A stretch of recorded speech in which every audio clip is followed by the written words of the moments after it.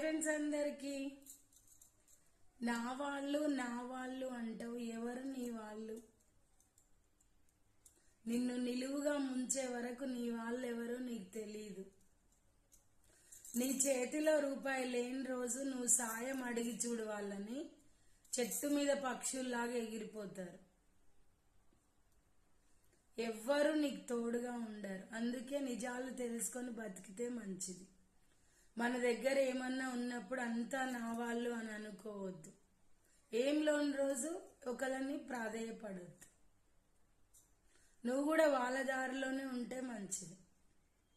ఎక్కువ తెలివి ఎవరికి నేర్పకు. నీకున్న తెలివి, నీ తెలివి నేర్చుకొని నిన్నే ఒక మొట్టికాయ వేస్తారు.